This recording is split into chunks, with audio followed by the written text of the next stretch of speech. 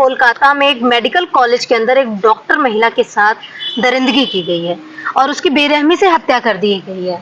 तो इस पर आपका क्या कहना है? इस पर कहने के लिए तो कोई शब्द नहीं। इन शब्दों को सुनकर के खैर बड़ा क्रोध आता है कि ऐसे ऐसे दरिंदों को वहाँ की सरकार पनाह दे रही है। वो सब लोग सरकार से मिलकर के ऐसा कार्य करते हैं और ऐसे जघन्य कार्य करने वालों को तो किसी प्रकार की कोई अन्यत्र सुनवाई न करके सीधे उनको पकड़ो और फांसी पर चढ़ा दो। ऐसे लोगों को समाज में रहने का कोई अधिकार नहीं है, किसी भी प्रकार का कोई अधिकार नहीं है। क्योंकि यदि ऐसे लोग जाकर के कोर्ट के सहारे से आज 1 तारीख कल 2 तारीख उनकी तारीखों पर तारीख चलती रहती हैं और अंत में हम सुनते हैं कि बेल हो जाती है और वो दरिंदे छोड़ करके फिर समाज में घूमते हैं। इसलिए उसमें सरकार को कड़ा से कड़ा एक्शन लेकर के उनको तुरंत मृत्यु दंड का विधान करना चाहिए।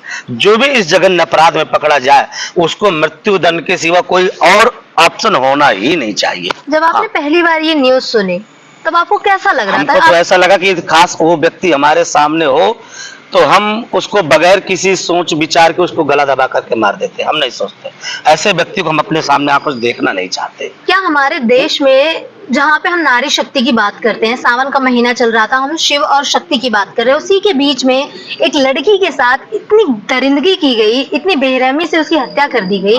क्या लड़कियां सेफ है हमारे देश में, हमारे समाज में? लड़कियां सेफ हैं? देखो, जब तक समाज सशक्त नहीं होगा तो केवल प्रशासन के सशक्त होने मात्र से बेटियां हमारी सुरक्षित नहीं होंगी। क्योंकि जब समाज किसी चीज पर उतर जाता है तो प्रशासन को भी झुकना पड़ जाता है जी। जब समाज एक किसी चीज को लेकर के सड़क पर उतरता है तब सरकार को झुकना पड़ जाता है जी।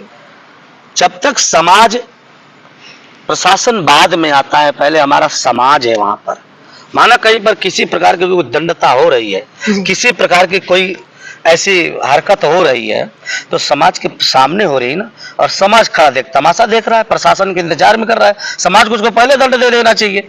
समाज, प्रशासन तो बाद में आएगा। जब प्रशासन आएगा तब देखा जाएगा।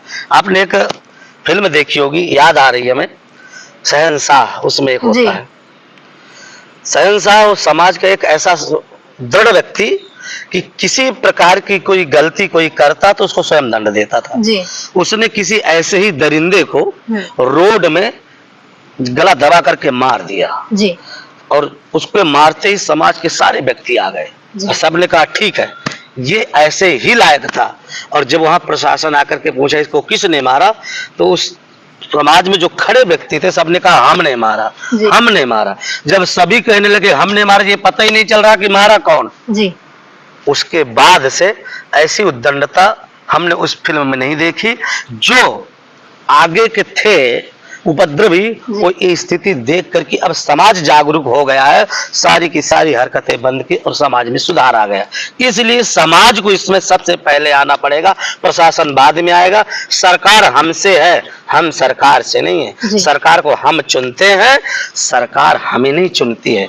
इसलिए ऐसे दरिंदों को तो समाज से ही दंडित कर देना चाहिए, प्रशासन तो बाद में आता रहेगा। हमारे देश को और हमारे समाज को भी एक शहंशाह की जरूरत है। जो मिला हुआ है शहंशाह तो मिला हुआ है। देखो, जरूरी नहीं है कि हर व्यक्ति से संतुष्ट हो जी।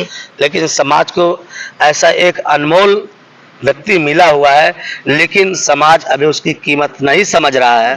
व्यक्तिगत रूप से हम नाम नहीं लेंगे, क्योंकि देखो आप चैनल से काफी लोगों से मिलते हैं और नाम लेने पर लोगों को अनेक प्रकार की भावनाएं आती हैं जी। लेकिन उस व्यक्ति के रहते अगर ये समाज नहीं संभला, ये सनातन धर्म नहीं संभला, तो जो सनातन धर्म को घुन और कीड़े की संज्ञा दे रहे हैं, जब वो नहीं रहेगा तो जो लोग आज सनातन विरोधी इतने दबे होने के बावजूद भी इतना कार्य करते हैं, उस व्यक्ति के न रहने पर क्या स्थिति होगी ये आप स्वयं कर सकते हैं।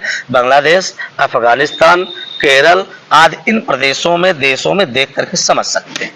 तो चलिए पंडित जी, बहुत बहुत धन्यवाद आपका। फिलहाल के लिए इस वीडियो में इतना ही और मुझे और पंडित जी को दीजिए इजाजत। नमस्कार।